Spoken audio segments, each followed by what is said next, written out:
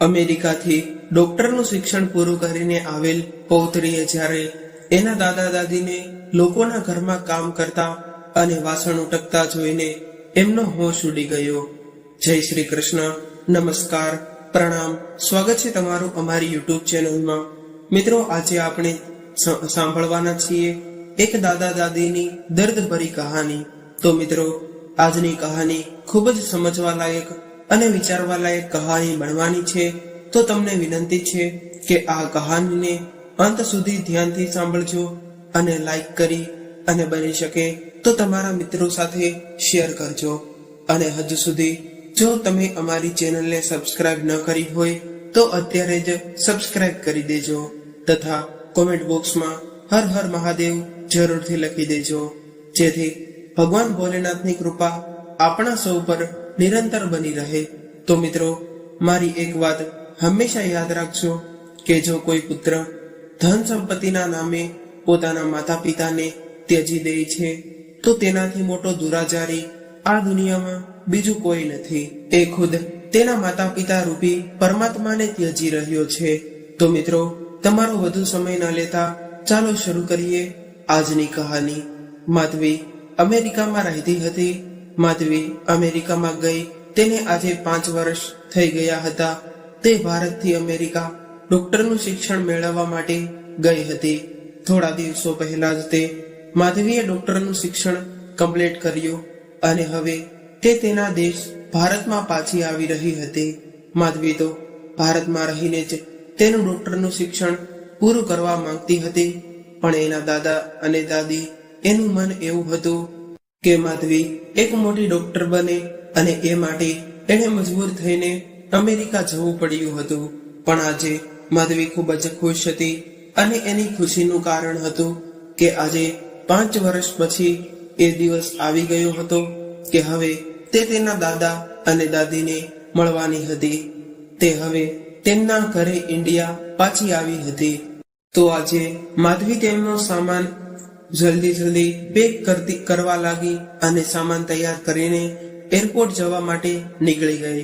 થોડી વાર પછી તેમની ફ્લાઇટ પણ આવી ગઈ અને ફ્લાઇટમાં બેસીને માધવી એવું વિચારી રહી હતી કે દાદા દાદી એમને અચાનક આવેલી જોઈને કેટલા ખુશ થશે, કારણ કે એમણે એમના દાદા દાદીને બતાવ્યું ન હતું કે હું ઇન્ડિયા આવી રહી છું. તે અચાનક તેમની સામે જઈને એના દાદા દાદીને સરપ્રાઈઝ આપવા માંગતી હતી. માધવીના મમ્મી પપ્પા આ દુનિયામાં નથી રહ્યા. માધવીનો એક ભાઈ છે અને દાદા દાદી નાનપણથી જ માધવીને એના દાદા દાદીએ પાળી પોછીને મોટી કરી હતી. જ્યારે માધવી 7 વર્ષની થઈ હતી ત્યારે તેમની માતા કોઈ ગેરમર્દના પ્યારમાં આંધળી થઈને એના પપ્પા અને એમના બંને બાળકોને છોડીને તેમના પ્રેમી સાથે ચાલી ગઈ. એમણે જાતા સમયે એ પણ નો વિચાર કર્યો કે એમના આ નાના નાના બાળકો નું શું થશે. મિત્રો, એક એવી કહેવત છે કે ને પ્યાર તો આંધળો હોય છે, એ માટે આંધળા પ્રેમના ચક્કરમાં એમના પતિ અને બાળકોને છોડીને ચાલી ગઈ અને પાછળ છોડી ગઈ માસૂમ 2 છોકરાઓને. જે દિવસે માધવીની માં ઘર છોડીને ગઈ હતી એ દિવસે માધવીના પપ્પા પૂરી રીતે ભાંગી પડ્યા હતા અને ઊંડા વિચારમાં તે બીમાર પડી ગયા અને બીમારીમાં થોડા સમય પછી એમના શરીરે પણ એમનો સાથ છોડી દીધો અને આ દુનિયા છોડીને ચાલ્યા ગયા. ત્યારથી બંને બાળકો એકલા પડી ગયા.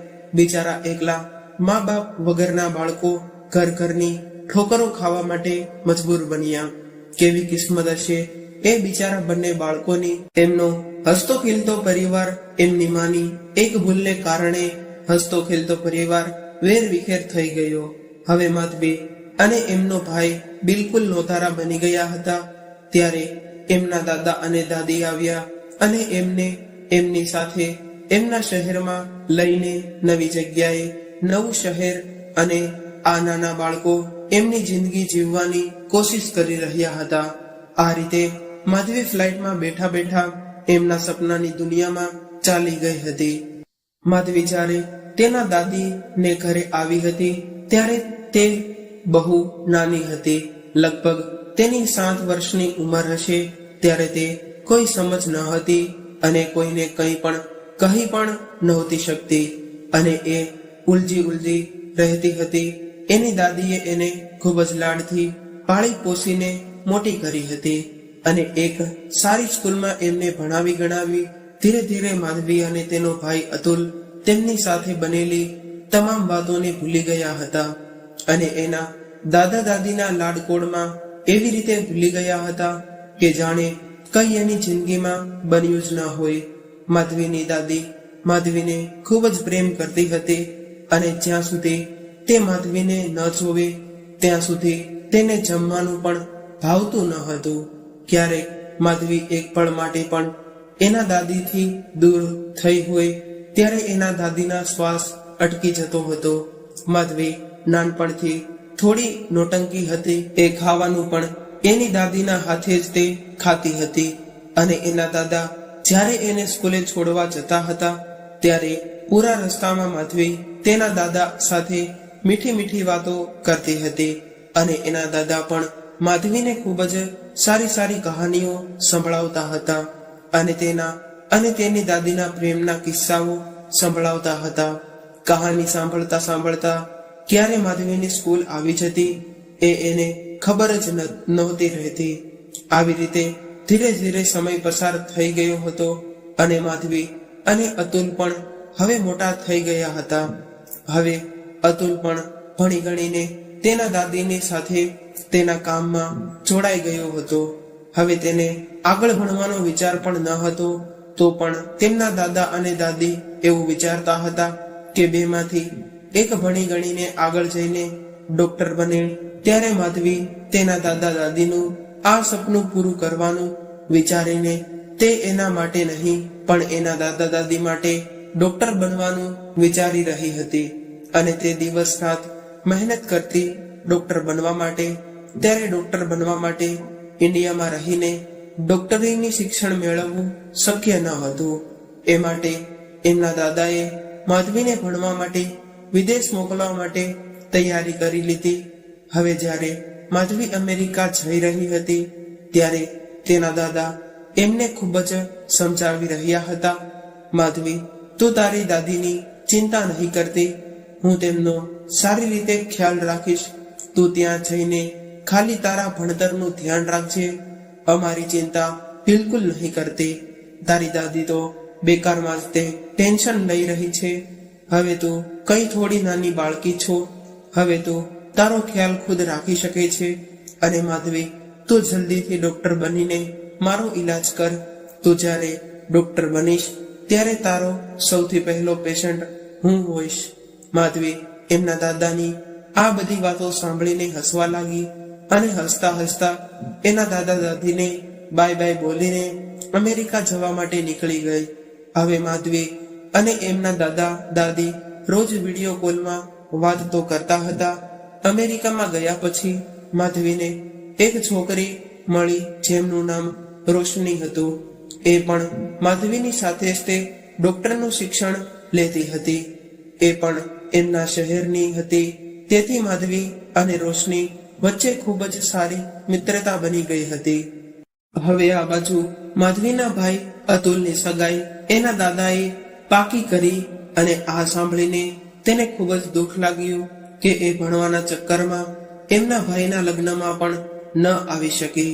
જ્યારે અતુલની પત્ની ઘરમાં આવ્યા પછી પહેલા તો થોડો સમય સુધી ઘરનો માહોલ ખૂબ જ સરસ રહ્યો.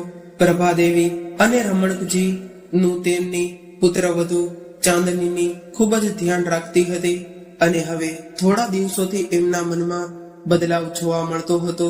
અને હવે તો દાદા દાદીને તો તે ડોસો અને ડોસી કહીને બોલાવા લાગી.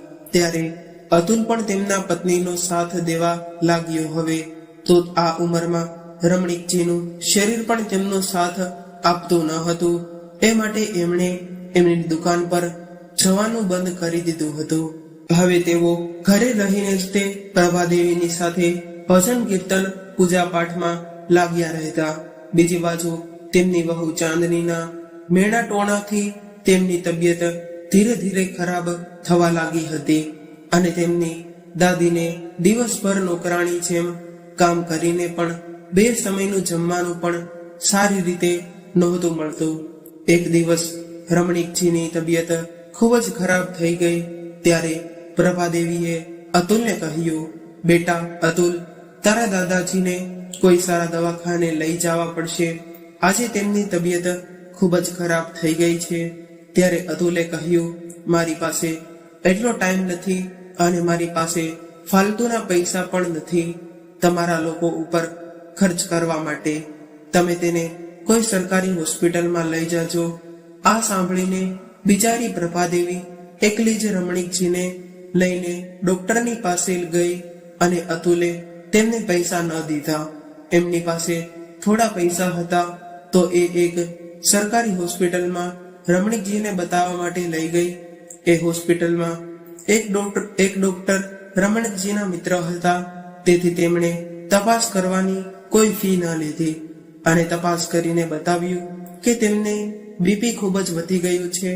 ખાવા પીવાનું સારી રીતે ખ્યાલ રાખવું પડશે અને દવા સમયસર લેવી પડશે. એમને એક કાગળ ઉપર દવાઓ લખીને આપી અને કહ્યું, આ દવા તમને સરકારી હોસ્પિટલની મેડિકલમાં સસ્તી મળી જશે.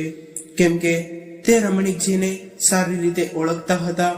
એને એ પણ જાણતા હતા કે એમનો પુત્ર અતુલનો તો એમની સાથે કેવો વ્યવહાર હતો. રમણીકજીએ એમને કરેલી દવાનું કાગળ લીધું અને એમની દવાઓ લઈ લીધી અને ઘર પર જવા માટે નીકળી ગયા. બહાર જઈને જોયું તો ખૂબ જ વરસાદ આવી રહ્યો હતો. તેથી તેમણે ઓટો રિક્ષા બાંધી અને ઘરે જવા નીકળી ગયા. ત્યારે રસ્તામાં રમણીકજીએ પ્રભાદેવીને કહ્યું કે પ્રભા, તને વરસાદ કેટલો પસંદ હતો. તું જ્યારે વરસાદ આવતો ત્યારે વરસાદમાં પલળવાનું તને કેટલું સારું લાગતું હતું. મને હજુ પણ એ દિવસ યાદ છે. પણ હવે તો વરસાદમાં ભીંજાવું અને મને બિલકુલ ગમતું જ નથી. હવે તો આ વૃદ્ધાવસ્થામાં વરસાદમાં પલળવાથી પણ ડર લાગે છે. કારણ કે વરસાદમાં પલળવાથી બીમાર પડી જઈએ. તો ત્યારે રમણીકજીએ કહ્યું, હવે આપણે ચિંતા કરવાની ક્યાં જરૂર છે. હવે તો આપણી પુત્રી પણ ડોક્ટર બનીને આવી જશે ને તે પછી આપણો ઈલાજ ફ્રીમાં જ કરી દેશે ને. હવે તને જેટલું મન કરે એટલું બહાર વરસાદમાં પલળવાનું હવે તને કોઈ ના નહીં પાડે પલળવાની. ત્યારે પ્રભાદેવી તેમની આવી વાતો સાંભળીને હસવા લાગ્યા અને બોલ્યા, તમે પણ આ વૃદ્ધાવસ્થામાં કેવી વાતો કરી રહ્યા છો. ત્યારે રમણીકજીએ કહ્યું, પ્રભા હવે વાતો જ કરી રહી છે. અમારી પાસે બીજું કાંઈ બચ્યું છે. આવી રીતે વાતો કરતા કરતા ક્યારે ઘર આવી ગયું તે ખબર જ ન પડી. હવે બંને રિક્ષામાંથી ઉતરીને અંદર જાય છે અને જેવો દરવાજાની અંદર પગ રાખ્યો કે તુરંત જ તેની વહુ ચાંદની તે બંને ઉપર તૂટી પડી અને એને કહેવા લાગી, કેટલી વાર કહ્યું છે તમને કે થોડું ઓછું ખાવ. જ્યારે જુઓ ત્યારે ઠૂંસતા જ રહો છો. ખાવામાં ધ્યાન રાખવું નથી અને પછી દવાખાનાના ખોટા ખર્ચા કરવા છે. વહુની આવી વાતો સાંભળીને એ બંને પરેશાન થઈને એમના રૂમની અંદર ચાલ્યા ગયા અને રૂમમાંથી રમણીકજી માટે બીજા કપડાં આપ્યા. કારણ કે વરસાદને કારણે રમણીકજીના કપડાં ભીંજાઈ ગયા હતા. ત્યારે જ તે તેમની વહુ ચાંદનીએ બહારથી જ તે અવાજ કર્યો, માજી, હવે તમારો આરામ થઈ ગયો હોય તો ઘરના કામ પણ ઘણા પડ્યા છે. એ કામ કોણ કરશે? તમે તો મફતની રોટલી તોડ્યા કરો છો. બેઠા બેઠા બિચારા રમણીકજી અને પ્રભાદેવી હજુ તો દવાખાનેથી આવીને બેઠા જ હતા. ત્યારે તેમની વહુએ ચિલ્લાવવાનું શરૂ કરી દીધું. ત્યારે તેમની વહુની વાત સાંભળીને પ્રભાદેવી જલ્દી કપડાં બદલીને રસોડામાં આવ્યા. ત્યારે તેમની વહુ ચાંદનીએ કહ્યું, અરે ડોશી, શું કરી રહી હતી? એટલું બધું કામ પડ્યું છે, જલ્દી જલ્દી હાથ ચલાવો. ત્યારે પ્રભાદેવીએ કહ્યું, બેટા, આજ તારા સસરાની તબિયત ઠીક નથી, એ માટે હું તેમની સાથે દવાખાને ગઈ હતી, એટલે કામ કરવાનું બાકી રહી ગયું છે. પણ તું ચિંતા ન કર, તમામ કામ હું એકલી જ કરી દઈશ. જો તું ફ્રી હોય તો તારા સસરા માટે થોડી ચા બનાવી દે. આ સાંભળીને ચાંદની પાછી ચિલ્લાવા લાગી, અરે ડોશી, મારી પાસે તો હવે તારી જીભ પણ ચલાવવા લાગી છે. હવે તું કોણ મને ચા કરવાનું કહેવા લાગી છે? તને બંને શું રાજા મહારાજા છો કે તમે આરામ કરશો અને હું તમારા માટે ચા બનાવીને આપીશ? ચાલો તમારી આ બધી નોટંકી બંધ કરો અને કામ ઉપર લાગી જાઓ. બંને તેમની વહુની આવી કકડી વાણી સાંભળીને બિચારા રમણીકજીની તબિયત ખરાબ છે તો પણ કામ ઉપર લાગી ગયા. બીમારીને કારણે તેમના હાથ ધ્રુજે છે. આ જોઈને પ્રભાદેવીએ કહ્યું, બેટા, તારા દાદાજીને ડોક્ટરે કહ્યું છે સારું અને હેલ્ધી ખાવાનું ખાવા માટે. એમનું બીપી ખૂબ જ વધી ગયું છે તો હું એમના માટે થોડી ખીચડી બનાવી લઉં. ના ડોશી, કોઈ જરૂરત નથી એના માટે ખીચડી બનાવવાની. રાતના બનાવેલા ભાત ફ્રીજમાં પડ્યા છે, એ લઈને બંને ખાઈ લ્યો. હા, હું તમને કહેવાનું તો ભૂલી ગઈ કે આજે અમે બંને બહાર જઈ રહ્યા છીએ ખાવાનું ખાવા માટે હોટલમાં, અને તમે બંને જે ફ્રીજમાં ભાત પડ્યા છે એ કાઢીને ખાઈ લેજો. પ્રભાદેવીએ જોયું તો એના ભાત 2 દિવસ પહેલાના હતા અને એ તેમાંથી ખરાબ સ્મેલ પણ આવી રહી હતી. એ ભાતને ખાવા તો દૂર પણ થાય, હાથ લગાડવાનું પણ એ મુશ્કેલ હતું. અને વહુ અને પુત્ર બંને બહાર ફરવા માટે ચાલ્યા ગયા. ત્યારે પ્રભાદેવીએ જલ્દીથી તેમના અને રમણીકજી માટે ભોજન ખીચડી બનાવી અને તે ભાત હતા તેને કચરા પેટીમાં ડસ્ટબિનમાં નાખી દીધા. ખીચડી બનાવીને જલ્દી રમણીકજીને ખવડાવી અને તે પોતે પણ ખાઈ લીધી અને ફટાફટ તમામ વાસણ સાફ કરીને રાખી દીધા. એમને એ વાતનો ડર હતો કે એમની વહુને ખબર પડી જશે તો ખોટી બબાલ થઈ જશે. પ્રભાદેવીને અને રમણીકજીને એમના ઘરમાં રહીને ચોરી ચૂપેથી ખાવાનું બનાવીને ખાવું પડતું હતું. એમના માટે વૃદ્ધાવસ્થાના આ દિવસો ખૂબ જ ખરાબ હતા. આવી રીતે ધીરે ધીરે કરીને સમય પસાર થઈ રહ્યો હતો અને એક દિવસ રમણીકજીની તબિયત ખૂબ જ ખરાબ થઈ ગઈ. ત્યારે પ્રભાદેવીએ વહુ અને પુત્રને કહ્યું, બેટા, તારા દાદાને કોઈ સારી હોસ્પિટલમાં દાખલ કરવા પડશે. ત્યારે ચાંદની અને અતુલ બંને બોલ્યા, માજી, પૈસા શું ઝાડ ઉપર ઉગે છે? જ્યારે જોઈએ ત્યારે તોડી લ્યો. માજી, હવે એટલી બધી નોટંકી કરવાનું બંધ કરો. કોઈ પણ ઘરેલું ઈલાજ કરશો તો સારું થઈ જશે. એ બંનેએ એમના દાદાની ખબર પણ ન લીધી અને જ્યારે પ્રભાદેવીના કહેવા પર એમની વહુને ખૂબ જ ગુસ્સો આવી ગયો અને એમણે એમની દાદી અને દાદાને ઘરમાંથી બહાર કાઢી મૂક્યા અને કહ્યું, હવે તમે બંને કોઈ કામના પણ નથી, નીકળી જાઓ આ ઘરમાંથી. કારણ કે ન તો હવે મારી પાસે તમારી પાસે માટે પૈસા છે અને ના ખાવાનું. જ્યારે જુઓ ત્યારે મારા માથા ઉપર જ બેઠા હોવ છો, જ્યારે જુઓ ત્યારે દવા માટે પૈસા જ તે માંગતા રહો છો. હવે તમે બંને મારી કશું પણ નહીં માંગતા. હવે તમે જાણો અને તમારી બીમારી જાણે. તમારે શું કરવું તે હવે તમે અમને અમારા હાલમાં છોડી દો અને તમે તમારું ખુદનું જુઓ અને વિચારો. તેમની વહુના મોઢેથી આવું સાંભળીને પ્રભાદેવીએ 2 હાથ જોડીને તેમની વહુને વિનંતી કરવા લાગી અને એને કહેવા લાગ્યો કે વહુ, તું અમને ઘરમાંથી બહાર ના કાઢો. બેટા, આવા સમયે હું તમારા દાદાને લઈને ક્યાં જઈશ? તમારા દાદા ખૂબ જ બીમારી છે અને કોઈ સગા સંબંધી પણ નથી કે અમે તેની પાસે જઈએ. ત્યારે તેમના પુત્ર અતુલ અને વહુ તેમની એક પણ વાત સાંભળી નહીં અને તેમને ઘરમાંથી બહાર કાઢી મૂક્યા. હવે પ્રભાદેવીની પાસે કોઈ બીજો સહારો ન હતો. હવે તે કરે તો શું કરે? આ બાજુ રમણીકજીની તબિયત પણ ખરાબ હતી તો પછી તેમને સરકારી હોસ્પિટલમાં દાખલ કરી દીધા. હોસ્પિટલનો સરકારી હતી પણ દવાનો તો થોડો ઘણો ખર્ચો પણ થાય તે પણ તેમની પાસે પૈસા ન હતા.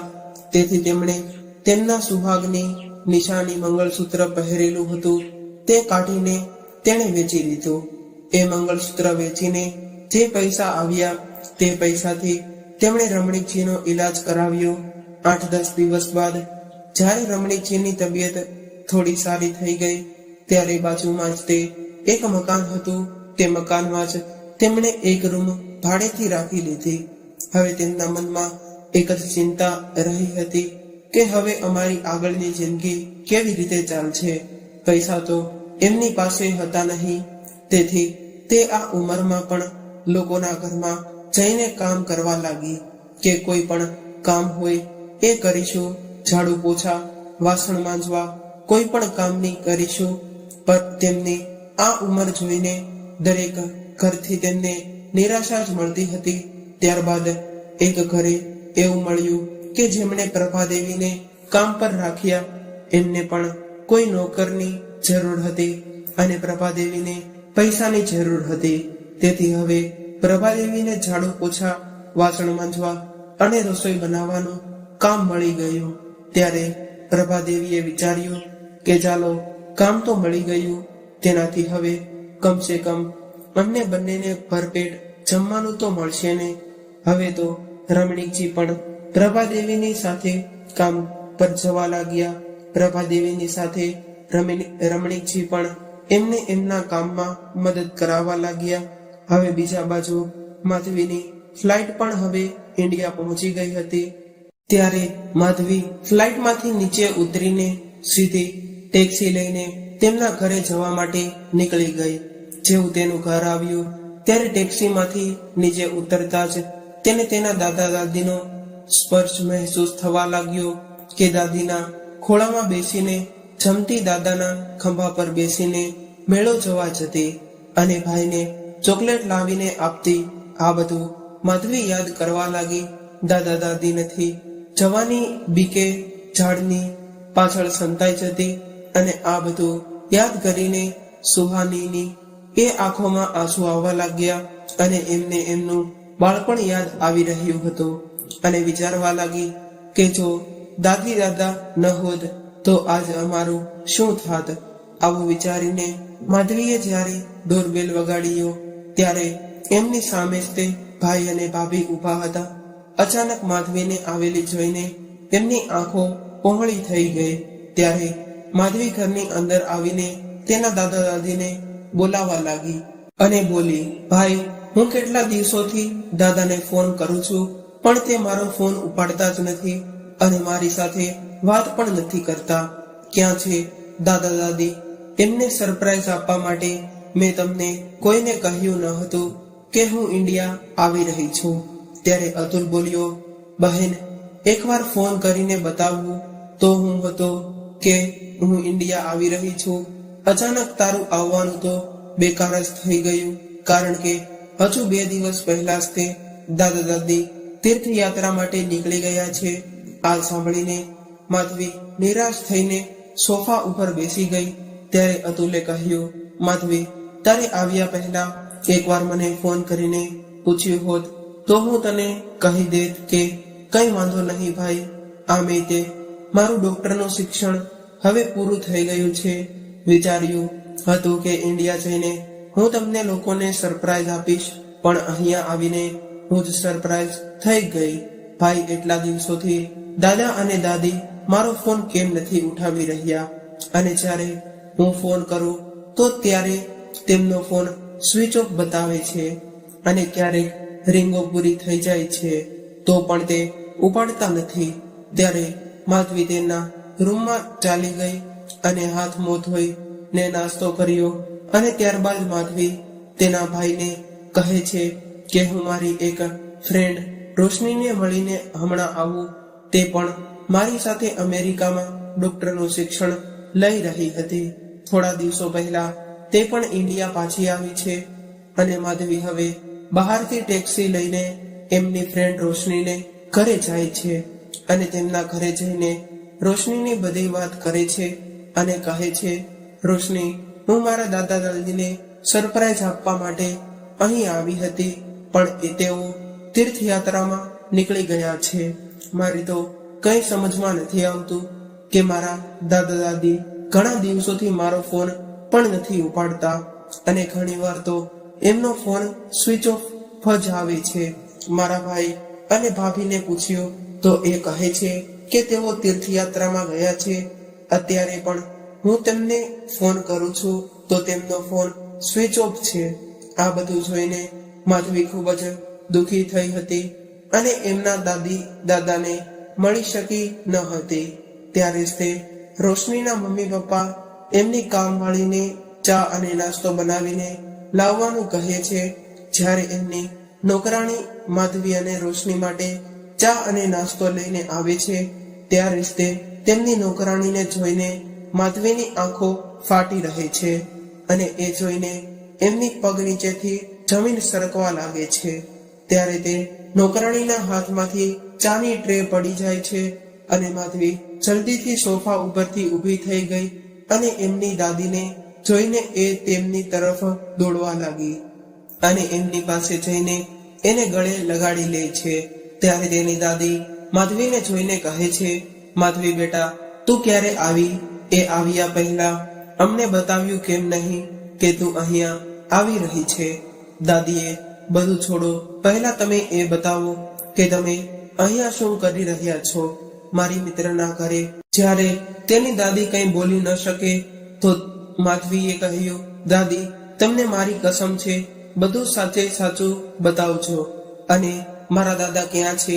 કેટલા દિવસોથી હું તમને બંનેને ફોન કરી રહી છું પણ તમારો ફોન ઘણા દિવસથી સ્વિચ ઓફ જ બતાવે છે અને મારો ભાઈ અને ભાભી તો કહેતા હતા કે તમે બંને તો તીર્થયાત્રામાં ગયા છો.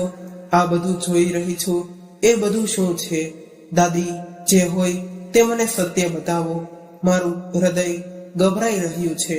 ક્યારે રમણીકજી અંદર રસોડામાં કામ કરી રહ્યા હતા.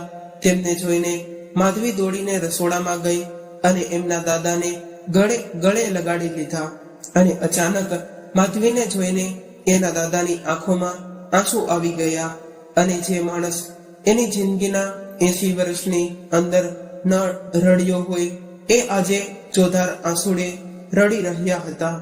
જાણે એમને આજ ફરીને જીવવાનો સહારો મળી ગયો હતો. માધવીએ તેમના દાદા અને દાદીને સોફા પર બેસાડ્યા અને પછી એમને પૂછે છે, દાદા દાદી, તમે મને બતાવો તમારી આવી હાલત કેમ થઈ ગઈ? તેમના કપડાં પણ ફાટી ગયેલા હતા.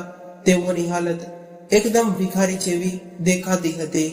ત્યારે તેમની દાદીએ રડતા રડતા માધવીને એમની સાથે બનેલી તમામ ઘટના જણાવી અને કહ્યું, દીકરી, તારા ગયા પછી જ્યારે તારા ભાઈના લગ્ન અમે ચાંદની સાથે કરાવ્યા તે પહેલા તો થોડા દિવસ તો ચાંદનીનો વ્યવહાર ખૂબ જ સરસ રહ્યો અને થોડા દિવસો બાદ એમણે અમને બંનેને એક એક રોટલી માટે પણ તરસાવી દીધા અને ઘરમાં નોકરીની જેમ કામ કરાવવા લાગી અને આખા ખાવા માટે પણ 2 દિવસના વાસી ભાત દેતી હતી. અને જ્યારે તારા દાદા બીમાર પડ્યા ત્યારે મેં તારા ભાઈને કહ્યું, અતુલ, તારા દાદાને હોસ્પિટલમાં એડમિટ કરાવવા પડશે. ત્યારે અતુલે કહ્યું, મારી પાસે ફાલતુના પૈસા નથી કે તમારા બંને પર હું ખર્ચો કરી શકું. અને તારી ભાભી કહેતી હતી કે તમે આ ઉંમરે એટલું બધું ખાવ છો તો બીમાર તો પડશો જ ને. જે ખાવાનું ધ્યાન રાખો. અને એક દિવસ તો તેમણે અમને ઘરમાંથી ધક્કા મારીને બહાર કાઢી મૂક્યા. એ સમયે જ્યારે તારા દાદા એટલા બધા બીમાર હતા એ સમયે એવો હતો કે મારી પાસે પણ એમને દવા અપાવવા માટે 1 રૂપિયો પણ ન હતો. ત્યારે મેં મારા ગળાનું મંગળસૂત્ર વેચીને તારા દાદાની જાન બચાવી અને ત્યારબાદ તારા દાદાની દવા અને અમારા ખાવા પીવાનો ખર્ચો હતો. તેથી મેં લોકોના ઘરોમાં કામ માંગ્યું. ત્યારે આ દેવીએ મને એક મુસીબતના સમયમાં કામ આપ્યું અને આ લોકો મારા માટે કોઈ દેવી દેવતાઓથી કમ નથી, જેમણે મને કામ કરવા માટે રાખી, જેમનાથી હું 2 પૈસા કમાઈ શકું અને તારા દાદાનું અને મારું પેટ ભરી શકું. ત્યારે માધવી બોલી, દાદી, આવું બધું થયું તો તમે પોલીસ સ્ટેશનમાં રિપોર્ટ કેમ ન કરાવ્યો? રિપોર્ટ નો કરાવ્યો તો કંઈ નહીં, પણ મને તમે ફોન કેમ કરીને ન બતાવ્યું? જો તમે ખાલી મને ફોન કરીને બતાવ્યું હોત કે તો તમારે આ દિવસ જોવાની નોબત ન જ આવી હોત. અને હું વિચારી પણ નથી શકતી કે મારો ભાઈ અને ભાભી તમારી સાથે આવું કેમ કરી શકે. એ ઘર તમારું છે અને તમારા પરસેવાની કમાણીથી અને તમારી મહેનતથી બનાવ્યું છે. જે દુકાન છે તે પણ તમારી છે. તમારી પાસે કંઈ હતું જ નહીં. અમે ભાઈ બહેન તો ખાલી હાથે તમારી પાસે આવ્યા હતા. એ બધું મારો ભાઈ કેમ ભૂલી ગયો કે તમે બંને જ ન હોત તો આજ અમે પણ ક્યાંય ભીખ માંગી રહ્યા હોત. દાદા દાદી, તમે ચાલો મારી સાથે ઘરે. ત્યારે તેમની દાદી બોલી, રહેવા દે દીકરા, લડવા ઝઘડવાથી કશો ફાયદો નહીં થાય. તો અમારો દીકરો છે, પણ હાલ જ્યારે તેની અકલ ઠેકાણે નથી એટલે એવું કરી રહ્યો છે. અને દીકરી, અમે તો અમારી જિંદગી જીવી ચૂક્યા છીએ અને જો થોડી બચી છે એને પણ અમે જેમ તેમ કરીને જીવી લઈશું. આ સાંભળીને માધવીએ કહ્યું, દાદી, તમે તમારી પૌત્રીને ડોક્ટરનું શું કામ બનાવી હતી કે તમે લોકો નોકર નોકરાણીની જેમ લોકોના ઘરમાં કામ કરો, અને એ પણ મારા હોવા છતાં તમે લોકો બીજાના ઘરે જઈને કામ કરો, વાસણ ઉટકો, પોતા કરો, તો મારો તમારી સાથે હોવાનો શું ફાયદો છે? તમે ચાલો મારી સાથે, હું જોઉં છું કે તમને તમારા ઘરેથી કોણ બહાર કાઢે છે. ત્યારબાદ માધવી તેમના દાદા દાદીને લઈને એમની સહેલીના ઘરેથી નીકળી જાય છે. અને જ્યારે તે તેના ઘરની અંદર જાય છે તો ચાંદની સામે એમના દાદા દાદીને જોઈને ચોંકી જાય છે અને બોલે છે, માધવી, આ બંને ભિખારી કોણ છે અને તું એમને ઘરમાં શું કામ લઈને આવી છે? અરે નીકળો અહીંયાથી, મારે કોઈ ભીખ નથી આપવી. ત્યારે માધવીએ કહ્યું, ભાભી, જરા સરખું જુઓ, એ કોઈ ભિખારી નથી, પણ એ આપણા દાદા દાદી છે. જુઓ તો ખરા, તમારે કારણે તેમની હાલત કેવી થઈ ગઈ છે. હવે તો એમને એમના ઘરવાળા પણ ઓળખતા નથી. અને આ સાંભળીને ચાંદનીની નજર ઝૂકી ગઈ અને હવે તે કંઈ બોલી શકતી નથી. અને ત્યારે માધવીએ કહ્યું, તમે તો મારા દાદા દાદીને એમના ઘરમાંથી જ તે બહાર કાઢી મૂક્યા. પછી તે તેના ભાઈ અતુલને કહે છે, ભાઈ, ભાભીનું તો સમજમાં આવે છે કે તે પરાઈ છે, પણ ભાઈ તું કેમ આ બધું ભૂલી ગયો? અરે ભાઈ, આ એ જ દાદા દાદી છે. જ્યારે આપણા બંનેના માથા ઉપરથી મા બાપનો હાથ ચાલ્યો ગયો હતો ત્યારે જ તે આ દાદા દાદીએ આપણને પાળી પોસીને મોટા કર્યા. અને ભાઈ, તે તો એમનું ઘર, એમનો બિઝનેસ, એમની દુકાન બધું લઈ લીધું અને એમને રોડ પર જ રખડતા છોડી દીધા. લોકોના ઘરમાં તો કામ કરવા માટે નોકર નોકરાણીની જેમ તમે એકવાર પણ વિચારો ન આવ્યો કે આ ઉંમરે આ લોકો ક્યાં જશે અને કોણ બનશે તેમનો આ સહારો? જેમણે તને સહારો આપ્યો તો તે તેમનું જ ઘર બાર બધું છીનવી લીધું. આ સાંભળીને અતુલની આંખો શરમથી ઝૂકી ગઈ અને તે તેના દાદા દાદીના પગમાં પડીને એમણે કરેલી ભૂલથી માફી માંગવા લાગ્યો. એ સમયે ડોરબેલ વાગી. દરવાજો ખોલીને જોયો તો 2 પોલીસ ઇન્સ્પેક્ટર ઊભા હતા. જ્યારે માધવી આવી રહી હતી ત્યારે રસ્તામાં પોલીસ સ્ટેશનમાં જઈને તેમના ભાઈ વિરુદ્ધ રિપોર્ટ લખાવીને આવી હતી. રિપોર્ટમાં લખાવ્યું હતું કે એમના દાદી અને દાદાને એમના ભાઈએ અને ભાભીએ મારપીટ કરીને એમનું ઘર છીનવી લીધું છે અને એમને ઘરેથી ધક્કા મારીને કાઢી મૂક્યા છે. ત્યારે જ પોલીસવાળા અતુલને અને ચાંદનીને બંનેને ગિરફ્તાર કરી લે છે અને અતુલ એમની દાદી અને દાદાથી માફી માંગતો રહે છે, પણ એ લોકો એમને માફ કરતા નથી. અને ત્યારે જ તે પ્રભાદેવી કહે છે, દીકરા, જે તે અમારા સાથે કર્યું છે, ભગવાન ના કરે કે કોઈ પણ દીકરો એના મા બાપ સાથે આવું ના કરે. અને જો કોઈ પણ દીકરો એવું કરવાનું વિચારશે તો એ આ દિવસને જરૂર યાદ કરશે કે અંતમાં જીત હંમેશા સચ્ચાઈની જ થાય છે. ત્યાર પછી માધવી અને એમના દાદા દાદી મળીને ખુશખુશી રહેવા લાગ્યા અને માધવીને એક ખૂબ મોટી હોસ્પિટલમાં નોકરી પણ મળી ગઈ. તો મિત્રો, આજની કહાની કેવી લાગી કોમેન્ટ કરીને જણાવજો. જો આ કહાની પસંદ આવી હોય તો વિડીયોને લાઈક અને તમારા મિત્રો સાથે શેર કરજો. આવી જ કહાની સાંભળવા માંગતા હોય તો આ ચેનલને સબસ્ક્રાઇબ જરૂરથી કરજો. તો ચાલો મિત્રો, ફરી મળીશું એક નવી જ કહાની સાથે. ત્યાં સુધી તમારા મિત્રોને જય શ્રી કૃષ્ણ, રાધે રાધે, હર હર મહાદેવ. આ કહાનીને પૂરી સાંભળવા માટે તમારો ખૂબ ખૂબ આભાર. Thank you.